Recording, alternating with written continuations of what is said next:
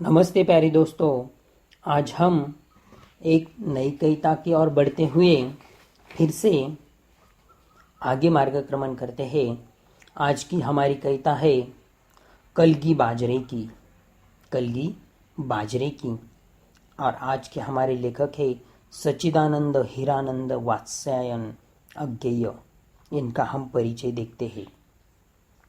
सच्चिदानंद हीरानंद वात्स्यायन अज्ञेय जी का जन्म 7 मार्च 1911 ई को उत्तर प्रदेश के देवरिया जिले के कसिया गांव के पुरातत्व विभाग के एक खुदाई शिवार में हुआ था। उन्होंने बीएससी के बाद एमए किया। अपने विद्यार्थी जीवन में ही ये क्रांतिकारी के संपर्क में आए और हिंदुस्तान रिपब्लिकन पार्टी के सदस्य बन गए। अंग्रेजी सरकार विरोधी गतिविधियों के लिए इन्हें कई साल जेल में भी रहना पड़ा।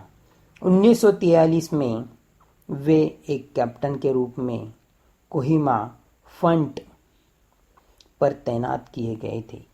स्वतंत्रता के बाद कुछ समय तक उन्होंने भारत सरकार के रेडियो के समाचार विभाग में काम किया।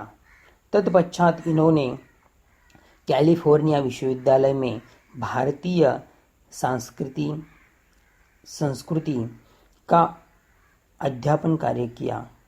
इन्हें विशाल भारत, दिनमान, नया प्रतीक, थाट तथा नव भारत टाइम्स का संपादन कार्य भी किया। कुछ वर्ष तक किया। आंगन के पार द्वार पर इन्हें साहित्य अकादमी तथा कितनी नावों में कितनी बार पर भी इन्हें भारतीय ज्ञानपीठ पुरस्कार मिला है। यह समर्थ कवि, कुशल उपन्यासकार, कहानी लेखन तथा निबंधकार है। हिंदी की छायावादोत्तर कविता के प्रमुख हस्ताक्षर में से एक अज्ञेय, प्रयोगवाद तथा नई कविता के प्रवर्तक है। इन्होंने क्रमश तारा सप्तक, दूसरा सप्तक, तीसरा सप्तक तथा चौथा सप्तक का संपादन किया है। इनकी प्रमुख काव्य कृतियां काव्य संग्रह भग्नदूत चिंता, हित्यामलन, हरि घास पर क्षणभर, बावरी अहोरी, इंद्रधनुष्य रहे, रौंदे हुए ये, अहि ओ करुण प्रभामय, आंगन के पार द्वार, कितनी नावों में कितनी बार, क्योंकि मैं उसे जानता हूँ, सागर मुद्रा, पहले मैं सन्नाटा बुनता हूँ, महावृक्ष के नीचे, नदी के बाक पर छाया, प्रेजेंटेशन एंडर आदमी पोएम अंग्रेजी में। कहानी संग्रह भी इन्होंने लिखे हैं। विपगत परंपरा, कोठरी की बात, शरणार्थी, जलोदय। उपन्यास शेखर एक जीवनी, नदी के द्वीप, अपने अपने अजनबी। यात्रा वृत्तांत, अरे यायावर रहेगा याद, एक बूंद सहसा उछली। ऐसे इन्होंने यात्रा वृत्तांत भी बताए हैं। तो प्यारे दोस्तों, इनके निबंध संग्रह भी रहे। निबंध संग्रह सब रंग त्रिशंकु, आत्मनुमलेश, आधुनिक साहित्य, एक आधुनिक परिदृश्य, अलवार, आलोचना, त्रिशंकु, आत्मनुदेश, भवंती अद्यतन, संस्मरण, स्मृति लेखा, डायरी लेखन, भवती अंतार और शाश्वती, विचार गद्य, संवत्सर, नाटक, उत्तर प्रियदर्शी। तो इस तरह से यह बहुगुण संपन्न, बहुआयामी ऐसे हमारे आज के लेखक है अज्ञेय जी। तो इन्होंने यह जो कविता प्रस्तुत की है बड़ी ही सुंदर है। कविता की ओर हम बढ़ते हैं और पंक्तियों के साथ साथ मैं आपको आगे मार्गक्रमण करता हूँ। कविता की ओर बढ़ने से पहले हम कविता के सार यानी कि कविता में से लेखक जी को क्या प्रस्तुत करना है, यह मैं आपको बताने का प्रयास करता हूँ। प्रस्तुत कविता में कवि अपने प्रियतम को बाजरे की कलगी कहता है। किसको? अपने प्रियतम को बाजरे की कलगी कहता है। कवि ने नए नए उपमानों द्वारा बाजरे की कलगी की प्रशंसा की है। कवि कहता है कि हरी किसे? हरी बिछारी घास पर बाजरे की कलगी डोलामय हो रही है। कवि कहता है कि अगर मैं तुम्हें अब ललाती सांझ के नभ की अकेली तरीका नहीं कहता था, शरद के भोर की निहार न्यायी कुटी टकटकी चंपे की कली नहीं कहता था, तो इसका कारण यह नहीं है कि अब मेरे हृदय में प्यार नहीं है या मेरा प्यार, मेरा स्नेह मेला है। बाकी केवल यह सच है कि उपमान अब पुराने हो गए। अभी उपमान पुराने हो गए। इन उपमानों के देवता अब इन्हें छोड़कर चले गए। कवि कहता है कि कभी बर्तन अधिक घिसने से उल्मास छूट जाता है, मगर क्या तुम पहचान पाओगी कि तुम्हारे रूप के तुम निकट हो? इसी जादू के नीचे किसी सहज गहरे बोध से, किस प्यार से मैं कह रहा हूँ।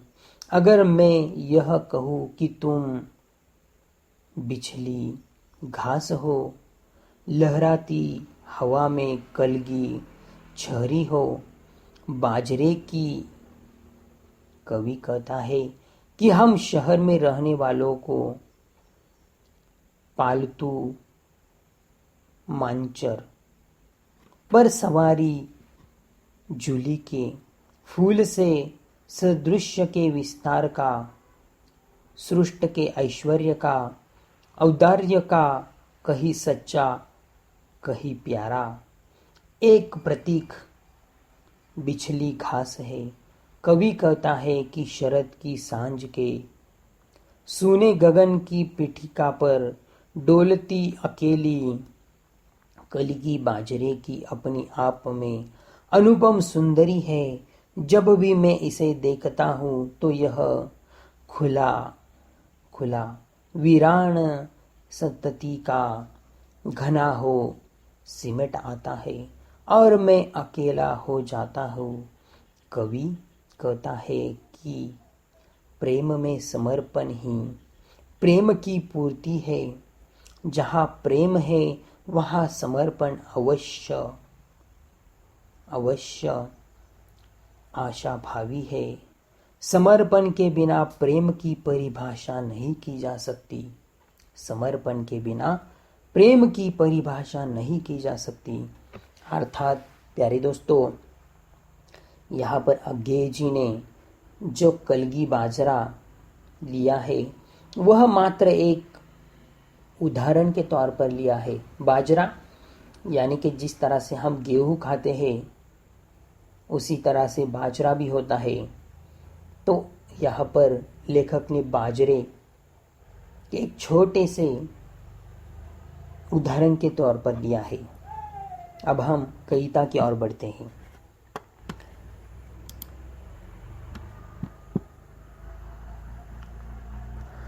हरी बिछली घास दौलती कलगी छहरे बाजरे की। हरी यानी कि हरी बिछली घास दौलती कलगी छहरी बाजरे की, यानी कि सभी और हरियाली फैली हुई है। दौलती हवा जैसे जैसे आती वह डौलती रहती है। कलगी यानी कि ऊपर वाली छहरी बाजरे की। अगर आपने बाजरे का खेत देखा होगा ना प्यारे दोस्तों, जब ऊपर उसे कलगी आती है तो बड़ा सुंदर दिखाई देता है, और जैसे जैसे हवा आती है, हवा के साथ वह डोलता है तो और भी सुनहरा दिखाई देता है। अगर मैं तुमको अगर मैं तुमको ललाती सांझ के नभ की अकेली तरीका अब नहीं कहता, यानी कि मैं अकेली तार तरीका नहीं कहता, आकाश में तो बहुत सारे तारे हैं, वैसे ही तुम सुंदर हो। या शरद के भोर की निहार या शरद के भोर की निहार न्यायी कुई टटकी कली चंपे की, यानी कि जब शरद ऋतु चलता है तो उसकी भोर निहार यानी कि संध्या समय का उन्होंने वर्णन किया है। और निहार यानी कि मैं तुम्हें निहारता हूँ, देखता हूँ, तो टटकीली कली चमकी की तरह तुम मुझे लगती हो। वैगर है तो नहीं कारण कि मेरे हृदय उथल पुथल, या किसी सुना है, या कि मेरा प्यार मैला है, बल्कि केवल ये उपमान मेले हो गए हैं। यानी कि मैं जो तुम्हें मेरी प्रियतमा जो उपमान दे रहा हूँ वो मैले हो चुके हैं। देवता इन प्रतीकों के कर गए हैं कुछ। कभी कभी बासन अधिक घिसने से मुलमा छूट जाता है, मगर क्या तुम नहीं पहचान पाओगी। अगर हम बर्तन को ज़्यादा घिसते हैं तो उसका मुलमा यानी कि जो मैल होता है वो छूट जाने पर वह चटकीले चमकीले दिखते हैं, और तुम नहीं पहचान पाओगी तुम्हारे ही रूप को, इतनी तुम सुंदर हो। तुम हो निकट हो इसी जादू के, निजी किसी सहज गहरे बोध से। किस प्यार से मैं कह रहा हूँ, अगर मैं यह कहूँ बिछली घास हो तुम, लहराती हवा में कलगी छहरे बाजरे की, यानी कि तुम लहराती हवा हो, कलगी छह बाजरे की। आज हम शहरातियों को यानी कि शहर में रहने वालों को पालतू मांचल पर सवारी जूही के फूल से, यानी कि शहर में रहने वालों को बाजरे का क्या आनंद, वो तो सिर्फ जूही के फूल को ही देखकर आनंदित होते हैं। सृष्टि के विस्तार का ऐश्वर्य का औंदार्य का कहीं सच्चा कहीं प्यारा एक प्रतीक बिजली घास है। या शरद की सांझ के सूने गगन की पीठिका पर दौलती कलगी अकेली बाजरे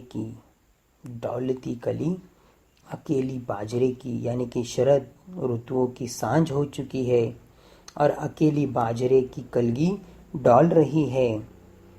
और सचमुच इन्हें जब जब देखता हूँ यह खुला वीरान संसृष्ट का घना हो सिमट आता है, और मैं एकांत होता हूँ। समर्पित शब्द जादू